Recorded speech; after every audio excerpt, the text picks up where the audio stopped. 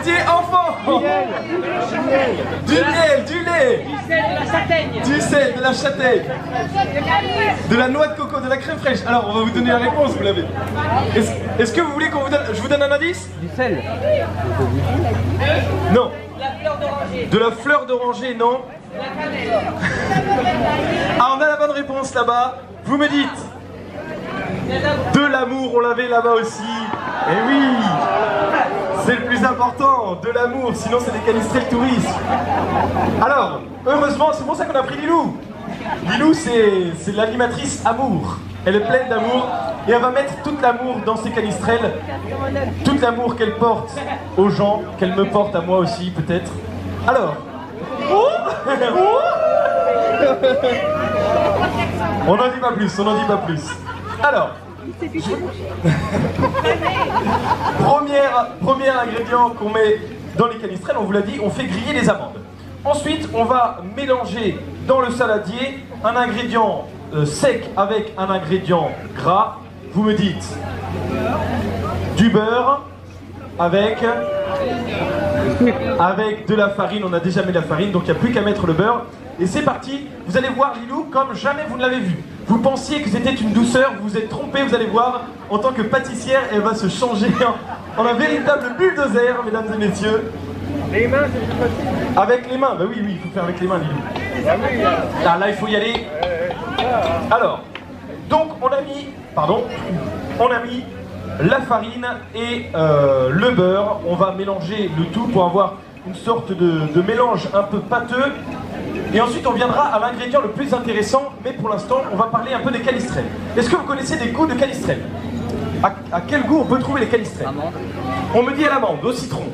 C'est vrai, alors si on les fait à l'amande, là aujourd'hui on les fait à l'amande, on va vous montrer comment on le fait avec le poudre d'amande et les amandes, on me dit au citron. Si vous le faites au citron, il faut prendre un citron non traité, vous râpez c'est pour un blog, hein. Citron et ça vous fait... À la pistache, c'est un peu plus rare. Comment? À l'olive. Alors c'est vrai que plus ça va, plus ça se démocratise, plus on trouve des canistrelles salées. Oh là là là là. Il y a du soutien du Nord. On me dit qu'on a fait exprès parce que ça a dit qu'il bouge. Les gens du Nord soupçonnent qu'il y a trafic. Alors à la cannelle, on en trouve un peu moins à la cannelle. Les ingrédients qu'on trouve le plus. La noix de coco, pareil, c'est un peu plus rare. On les trouve souvent à la châtaigne. On peut les trouver au vin blanc. On peut les trouver... Rocco est là? Au Ricard. Ah, Rocco n'est pas pris. On les trouve au Ricard, alors non, mais on les trouve à l'anis. Et on l'a dit tout à l'heure, l'anis, c'est le goût qu'on trouve le plus, c'est un peu le goût classique. On les trouve au gingembre aussi, ça arrive. Et alors, il y a vraiment plein de goûts possibles. Et regardez, on a déjà la pâte qui commence à être formée. Et maintenant, on va venir poser un ingrédient nouveau. L'ingrédient le plus intéressant, c'est évidemment les œufs. Et alors, on va commencer... Bon, toi tu sais casser des œufs, Lilou. Oui, évidemment. Alors, Lilou va casser un œuf. Mesdames et Marc en Barol, elle vient. Oh, c'est des débrouillards, les Marcois. Attention, mesdames et messieurs, Lilou va casser son premier œuf. Vous allez avoir une réaction digne de l'émotion que ça vous fait. C'est parti. Lilou, premier œuf.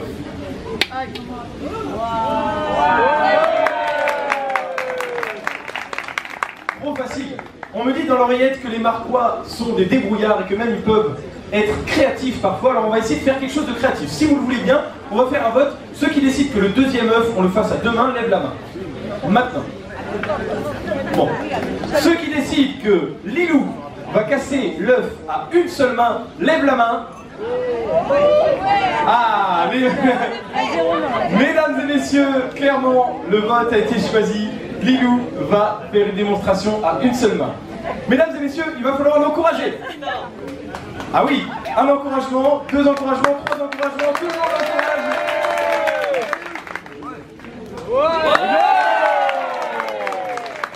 Exceptionnel. Et maintenant, Lilou va le faire sans les mains. Allez, à une main le deuxième, maintenant. Allez. Oh là là. Oh là. Vérification, pas une seule coque, mesdames et messieurs, on peut applaudir le bulldozer de l'équipe d'animation Lilou. Lilou. Une vraie Marcoise. Lilou. Lilou. Ah, on a un photographe officiel. Et alors, Une fois qu'on a mis les œufs, on peut y aller. On peut y aller assez fort et vous allez voir que ça va devenir un peu plus liquide, un peu plus facile à malaxer. On vous fera juste après pour mettre les amandes pour que ça puisse être un peu partout, pour que ça puisse se disperser un peu partout dans notre pâte. Alors je continue, on en était où? On était en train de dire que dans les canistrelles, le classique c'est à l'anis. D'accord? Est-ce que vous avez une idée de pourquoi à l'anis? Pourquoi on fait des canistrelles à l'anis? Alors il faut essayer, certainement que vous n'avez pas la réponse, mais il faut essayer. Pourquoi pas? Bah, pour parfumer, évidemment, parce que ça a bon goût, c'est la première réponse, c'est une bonne réponse. Pour la digestion. Pour la digestion, parce que l'anis c'est un canistrelle diurétique, donc on prenait ce qu'on avait dans le jardin. Et dans le jardin, qu'est-ce qu'on avait? De l'anis, non. Du fenouil, j'ai la bonne réponse. Le fenouil qui a ce fameux goût anisé et on faisait des canistrelles au fenouil. Et aujourd'hui, pour retrouver ce goût anisé, on va mettre soit de l'anis, soit même un shooter de Ricard dans la pâte et ça vous donne ce goût anisé qui rappelle un peu les canistrelles authentiques. Alors, là, Lilou vous montre la pâte, ça commence à avoir une certaine forme. Est-ce que s'il vous plaît on peut applaudir Lilou? Alors. Ah là là, les Marquois. Heureusement que vous êtes là, les Marquois. On continue donc avec le prochain ingrédient. On a mis la farine, on a mis les œufs, on a mis le beurre. Et on va continuer avec la poudre d'amande et les amandes. Alors là, on va pas mettre toute la poudre d'amande, on peut en mettre une partie. Et après, on va mettre les amandes. Comment? Alors là, comme ils ont mis le sucre avec les amandes, et on peut être bon, là c'est bon pour la poudre d'amande. On est bon. Donc, on va continuer à malaxer un petit peu cette pâte. On va mettre les amandes avec. Ce qu'on vous conseille pour les amandes, quand vous mettez les amandes dedans, vous pouvez les entourer de farine, peut-être les mettre dans la farine juste avant, et comme ça, quand on la met dans la pâte, et ben, elles ont une sorte de protection de farine qui fait que ça ne va pas tout rester au même endroit. Donc, on a notre pâte, on peut mettre quelques amandes, et on continue. Est-ce que vous savez d'où viennent les canistrelles? Alors, les origines du canistrelle. De Marc en parole, évidemment. Et c'est Lilou qui a inventé les canistrelles en 2002. Non, c'est beaucoup plus ancien que ça et c'est pas si exotique. C'est pas loin d'ici. Où est-ce qu'on en trouve la première? À Calvi ou Cali? En Italie, vous me dites. Et oui, la première signe de canistrelle qu'on a trouvé, c'était dans la République génoise. Et évidemment, c'est les Italiens qui faisaient ça, les canistrelles. Et quand ils sont venus envahir la Corse, ils ont laissé cette recette et ils ne sont pas repartis avec. Ce qui fait qu'aujourd'hui, le canistrelle est un gâteau typique de la Corse. Ça, c'est pour la première origine. Et on en trouve une deuxième origine, ici, en Corse. Est-ce que vous savez c'est laquelle? C'est plus une utilité. On va essayer de trouver c'est laquelle. Alors, à quelle utilité pouvaient avoir les canistrelles? Là, on peut tester, même si vous n'avez pas la réponse, il faut essayer. Alors, c'est très bien. Alors, la dernière origine des canistrelles. Est-ce qu'on en a une idée? On a eu les bergers, évidemment, les gens dans les refuges, dans les montagnes, puisque, à l'image de la Corse, les canistrelles, c'est un gâteau qui est très résistant. Et donc, dans les foyers, un peu dans les montagnes, on pouvait l'avoir et ça se conservait 2 mois, 3 mois facile. Donc on peut avoir des formes différentes. On a parfois des pavés en carré pour les manifestations. On a aussi les candiens. On peut aussi les faire en boudin. On les fait en boudin et ensuite on coupe et ça va vous faire des canistrelles un peu plus fins. Et donc là c'est un peu différent. Et là sur ce canistrelle là, on va vous montrer comment on les fait en boudin. Parce que c'est plus pratique. On vous montre pourquoi. Les canistrelles classiques, on en prend une partie, on fait un disque sur le plan de travail, on vient l'écraser une première partie avec du sucre, ce qui fait que le sucre va s'implanter dedans, on en remet dessus, c'est ce qu'on vous conseille pour que ça vienne caraméliser au-dessus. Ensuite on les coupe et on les met 25 minutes au four. Ça c'est pour les canistrelles classiques. Nous ce qu'on vous conseille quand c'est à l'amande, pour que les amandes puissent passer d'un côté ou de l'autre, plutôt que de les couper et que ce soit compliqué, on vous propose d'en prendre juste une petite partie de la pâte, la mettre sur le plan de travail avec de la farine en dessous pour que ça ne colle pas au plan de travail.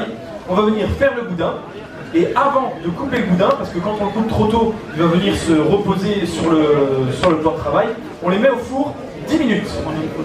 Une fois que ça commence à durcir un tout petit peu au bout de 10 minutes, on les ressort, on les coupe, et là on les fait rentrer 20 minutes au four, et vous avez vos canistrelles qui sont prêts. Alors on va vous montrer, on va pouvoir fariner un petit peu le plan de travail, mettre la pâte sur le plan de travail, venir faire le boudin et couper. Et bien mesdames et messieurs, c'est déjà la fin de notre recette canistrelle. On espère que ça vous a plu. Quelqu'un avait déjà cuisiné des canistrelles? Levez la main ceux qui avaient déjà cuisiné des canistrelles. C'est vrai? Ah bah Marc en Barol évidemment. Demain on revoit la choucroute et le Welsh. Alors, choucroute c'est des Alsaciens parce qu'il y a des gens du Nord mais il y a aussi des Alsaciens. Faut faire plaisir à tout le monde. Comment? Le four à combien? Le four à combien? À 720 degrés. Non, tu déconnes. Le four, vous le mettez à 175 degrés, je sais. Vous le mettez à 175 degrés et ça suffira. Alors on peut prendre juste une partie, on va juste... Combien de temps? Comment? Combien de temps? Alors, je vous ai dit, vous mettez 10 minutes une première fois avant d'avoir coupé les canistrelles, et ensuite vous le remettez 20 minutes, ça fait 30 minutes en tout, et vous avez vos canistrelles qui sont prêtes. Mesdames et messieurs, on vous remercie, on peut encore applaudir s'il vous plaît Lilou. Et vous avez Quentin et Stécie qui vont passer avec les canistrelles pour vous faire goûter. N'hésitez pas, c'est gratuit, la dégustation. On vous remercie, on espère que ça vous a plu. On se retrouve à 14 h pour le Trivial Poursuite. Et on vous souhaite à toutes et à tous une bonne appétit.